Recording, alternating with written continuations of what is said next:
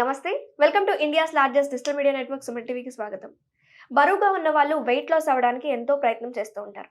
So న్యాచురల్‌గా ఇంట్లోనే ఉండి మనం డైట్ పాటించి వెయిట్ లాస్ అవ్వడానికి ప్రయత్నం చేయొచ్చు అంటున్నారు. సో వెయిట్ లాస్ అవ్వాలంటే ఎలాంటి డైట్ పాటించాలి? ఆయిల్స్ ఎలాంటివి తీసుకోవాలి? ఫిజికల్ ఎక్సర్సైజ్ ఎలా ఉండాలి? అనే పూర్తి వివరాలు మనకు అందించడానికి ప్రస్తుతం మనతో పాటు ఉన్నారు ప్రముఖ హోమియోపతి డాక్టర్ చేతన్ గారు. డాక్టర్ గారితో మాట్లాడి పూర్తి వివరాలు తెలుసుకుందాం. నమస్తే అండి. నమస్తే అండి. ఎలా ఉన్నారు? I'm fine. మీరు బాగున్నారా? Yeah! I'm too good. Doctor గారు, ఈ మధ్య కాలంలో మన ఇండియన్సే చూసుకుంటే ఎక్కువగా ఒబేస్‌గా ఉంటున్నారు. సో చూడ్డానికి ఎలా ఉంటారంటే ఒక 1 మంత్ బానే ఉంటారు. ఒక 2, 3 మంత్స్‌లో మళ్ళీ వెయిట్ గెయిన్ అయిపోతున్నారు. వెయిట్ లాస్ అవ్వాలంటే ఏం చేయాలని అడుగుతున్నారు. సో ఏం చెప్తారు మీరు? చూడండి, ఈ మధ్య ఒబేసిటీ అనేది ఎక్కువ వెయిట్ ఉండడం వల్ల చాలా పెరిగిపోయింది. ఎందుకు పెరిగిపోయింది? మీరు ఒకసారి చూసుకోండి. మన ప్రొఫెషన్స్ మారిపోయినాయి. ఇంతకుముందు మన ఎకానమీ మొత్తం అగ్రికల్చర్ ఎకానమీ ఉండే. యెస్. మీరు కూడా మీ స్కూల్ ఫ్రెండ్స్‌ని అడగండి, మీ తాత ఏం చేస్తుండే అంటే వ్యవసాయం. అవును. ఫార్మర్ అంటుండే. ఫార్మర్. సో అందరు ఊర్లలో ఉంటుండే, మంచి ఆహారం తింటుండే, ఆ ఊర్లలో ఉన్న వాతావరణంలో ఉంటుండే. బట్ ఇప్పుడు చేంజ్ అయిపోతుంది మొత్తం. ఇండస్ట్రియలైజేషన్ అయిపోయింది. ఐటీ బూమ్ వచ్చేసింది. యెస్. టెక్నాలజీ టెక్నాలజీ డెవలప్ అయిపోయింది. అందరూ ఏం చేశారు? సిటీకొచ్చి సెటిల్ అవ్వడం స్టార్ట్ చేస్తున్నారు. అవును. Because earning. యెస్. సో ఎక్కువ లైఫ్ స్టైల్ చేంజ్ అయిపోయింది మనుషులది. So what is obesity? It is a life style disorder. Okay. ఇంతకుముందు ఊర్లలో ఉన్నప్పుడు ఫిజికల్ యాక్టివిటీ అనేది లేకుంటుండే. లేకుండా ఇన్ ద సెన్స్ ఆటోమేటిక్ పనిలోనే ఫిజికల్ యాక్టివిటీ అయిపోతుండే మనుషులకి. అండ్ ఇప్పుడు ఎట్లా అయిపోయింది? ఇప్పుడు మనమే జిమ్లో డబ్బులు కడతాం, మనమే వాకింగ్ చేస్తాం. రైట్. మనం పని చేయడానికి మనం డబ్బులు కడుతున్నాం. సో అంత డిఫరెన్స్ అయిపోయింది లైఫ్ స్టైల్కి. You are dedicating time for exercise, but ఇంతకుముందు లైఫ్ స్టైలే ఎక్సర్సైజ్ ఉండే. సో అది చేంజ్ అయిపోవడం వల్ల మన బాడీ జెనెటిక్స్ అట్లా ఉండదు కదా. మనం దేనికి అడాప్టెడ్ ఉన్నాం, మనం అట్లనే ఉంటే మనకు ప్రాబ్లమ్స్ రావు. బట్ దీనికి ఇప్పుడు లైఫ్ స్టైల్ చేంజ్ అయిపోయింది. మన ఫుడ్స్ చేంజ్ అయిపోతున్నాయి. మనం ఎక్కువ వెస్టర్నైజేషన్ సైడ్ చూస్తున్నాము. మన బ్రేక్ఫాస్ట్లు ఇంతకుముందు ఇడ్లీ కానీ దోశ కానీ అట్లా ఉంటుండే. ఇప్పుడు కార్న్ఫ్లేక్స్ తింటున్నాము, సిరియల్స్ తింటున్నాము. ఏమవుతుంది? మన ఫుడ్ మారిపోయింది. దాని తర్వాత లైఫ్ని ఈజీ చేసుకోనికి మనం అదే టైం సేవ్ చేసుకోవాలి అనేసి చూసి మనం ఫిజికల్ యాక్టివిటీ మన జాబ్స్లో ఉండలేదు, ఓన్లీ మెంటల్ యాక్టివిటీ ఉంటుంది. సో దానివల్ల కూడా ఒబేసిటీ పెరుగుతుంది. ఎప్పుడైతే మన ఫిజికల్ యాక్టివిటీ తగ్గిపోయింది, అప్పుడు మనం తినే ఆహారం కూడా తగ్గాలి. బట్ అది అవ్వట్లేదు. ఎంత క్వాంటిటీ తీసుకుంటున్నాం అది అట్లనే కంటిన్యూ చేస్తున్నాం. సో దానివల్ల కూడా వెయిట్ అనేది పెరిగిపోయింది చాలా మంది. స్కూల్ పిల్లల్లో కూడా మీరు చూడండి, ఒబేసిటీ అనేది పెరిగిపోతుంది. బికాజ్ వాళ్ళకు స్కూల్ అంటే ఆల్రౌండ్ డెవలప్మెంట్ ఉండాలి. బట్ స్కూల్స్ ఇప్పుడు ఎట్లా అయిపోయినాయి? 6 o'clock వరకు కూడా ఉంటున్నాయి స్కూల్స్. ఆ కోచింగ్, ఈ కోచింగ్, ఎక్స్ట్రా స్టడీ అవర్స్ అని. సో దానివల్ల కూడా పిల్లల్లో కూడా ఒబేసిటీ అనేది పెరుగుతుంది. ఇంకోటి మీరు చూడండి, కొందరు చాలా జోష్లో జిమ్ జాయిన్ అవుతారు. 3-4 months జిమ్కి వెళ్తారు. 8 kgs 9 kgs వాళ్ళ వెయిట్ కూడా కంట్రోల్ అవుతుంది. జిమ్ వదలంగానే మళ్ళీ వాళ్ళు వెయిట్ గెయిన్ చేసుకుంటారు. ఎందుకు? ఎప్పుడైతే వాళ్ళు జిమ్ స్టార్ట్ చేస్తారో వాళ్ళ బాడీ మెటబాలిజం అనేది పెరిగిపోతుంది. అండ్ వాళ్ళు ఒకవేళ ఈక్వల్ అమౌంట్ ఆఫ్ ఫుడ్ తీసుకుంటే కూడా వాళ్లకు వెయిట్ లాస్ అవుతుంది. Because body is utilising the excessive fat in the body. కానీ జిమ్ వదిలేసినాక ఏమవుతుంది? జిమ్ వదిలేస్తారు, బట్ డైట్ అనేది పెరిగిపోతుంది. అందుకే మీరు వినుంటారు, జిమ్ చేసిన తర్వాత వదిలేసినాక చాలా వెయిట్ పెరిగిపోయింది అనేసి లావ్ అయిపోతారు అని చాలా మంది అంటారు. అందుకే డైట్ అనేది కంట్రోల్లో రాదు, దానివల్ల వెయిట్ పెరిగిపోతుంది. కొందరు కొన్ని డయట్స్ ఫాలో చేస్తారు, ఆ డయట్ వాళ్ళు లైఫ్ టైం ఫాలో చేయలేరు. ఆ డయట్ ఫాలో చేసినంత రోజులు వెయిట్ ఏమో కంట్రోల్లో ఉంటుంది, తగ్గుతుంది. మళ్ళీ బ్యాలెన్స్ డైట్ కి తిరిగి రాగానే మళ్ళీ వెయిట్ అనేది పెరిగిపోతుంది. అది సస్టైన్ గా కాన్స్టెంట్ గా మెయింటైన్ చేయలేకపోతున్నారు. కాన్స్టెంట్ గా మెయింటైన్ చేయలేకపోతున్నారు. మరి ఏం చేయాలంటారు? అప్పుడు ఏం చేయాలంటే, మీరు ఏదైతే ఆహారం తింటారో ఇప్పుడు daily half meal diet concept తోటి మనం ప్రొసీడ్ అవ్వచ్చు. ఓకే. మనకు ఎంత క్వాంటిటీ అవసరం దానికన్నా తక్కువ క్వాంటిటీ మనం తీసుకోవాలి. ఎందుకు? మనకు అనిపిస్తుంది ఇంత నాకు అవసరం అనేసి, బట్ మీకు అంత అవసరం అసలు లేదు. బికాస్ ఏదైతే పోతుంది బయటికి కూడా అంత వస్తేనే మీ వెయిట్ కాన్స్టెంట్ ఉంటుంది. మీరు ఎక్సెసివ్ తింటున్నారు అనేసి మీకు వెయిట్ గెయిన్ అవుతుంది. అది మనం రియలైజ్ అవ్వాలి. ఎంత మన మైండ్ లో వస్తుంది దానికన్నా హాఫే తినాలి. దాన్ని హాఫ్ మీల్ డయట్ అంటారు. మీకు ఏది ఇష్టం ఉంది మీరు అది తింటున్నారు. మీరు స్పెసిఫిక్ గా ఏది షేక్స్ కానీ డయట్ కానీ ఫాలో అవ్వట్లేదు.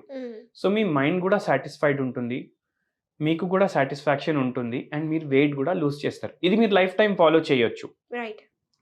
దాని తర్వాత ఇంకోటి మీరు మైండ్లో ఏం పెట్టుకోవాలంటే మీ vitamin B12 levels, vitamin D normal ఉన్నాయా లేవా అనేసి. దానివల్ల కూడా వెయిట్ లాస్లో చాలా హెల్ప్ఫుల్ ఉంటుంది. నిజంగానే చాలా మంది వెయిట్ గెయిన్ అవుతున్నారు.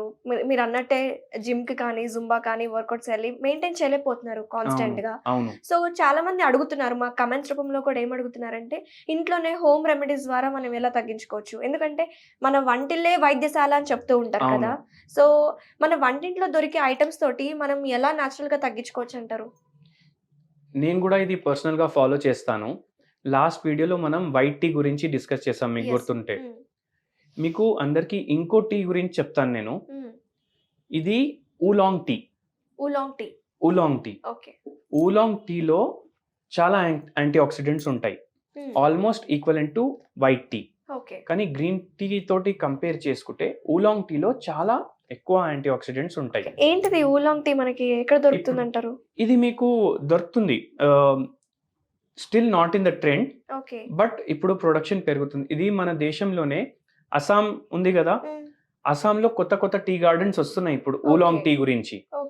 సో ఎంత గ్రీన్ టీ బెనిఫిషియల్ ఉంటుంది, ఇది దానికన్నా ఎక్కువ బెనిఫిషియల్.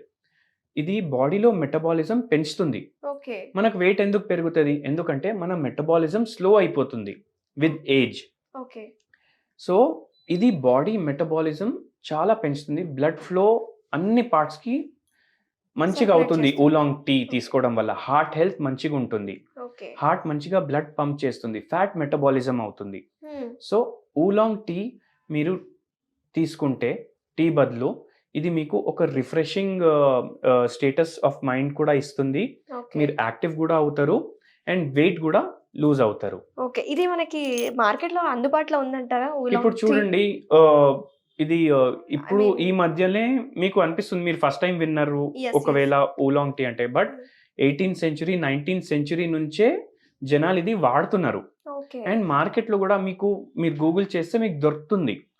సూపర్ మార్కెట్స్ లో కానీ ఆన్లైన్ మీడియంస్ లో కానీ మీకు ఊలాంగ్ టీ అనేది దొరుకుతుంది. It is prepared from tea leaves only, but it is a specialised form of tea leaves. ఇప్పుడు మీరు అబ్జర్వ్ చేయండి, ఒబేసిటీ ఎక్కువ మనకు ఆంధ్రాలో, తెలంగాణలో, కర్ణాటకలో, మహారాష్ట్రలో కనిపిస్తుంది, సౌత్ ఇండియన్స్ లో కనిపిస్తుంది.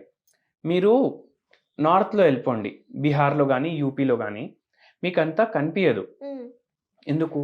వాళ్ళు వంటలు చేస్తారు కదా, దాంట్లో వాళ్ళు మస్టర్డ్ ఆయిల్ వాడతారు, ఆవల నూనె అంటాం మనం, మస్టర్డ్ ఆయిల్ వాడతారు. స్మెల్ కొంచెం స్ట్రాంగ్ ఉంటుంది, బట్ దీనివల్ల ఇది వెయిట్ లాస్ కి చాలా హెల్ప్ఫుల్ ఉంటుంది. మీరు ఏం కుక్ చేసినా దీంట్లో మస్టర్డ్ ఆయిల్లో దాని న్యూట్రిషన్ ప్రిజర్వ్ అవుతుంది.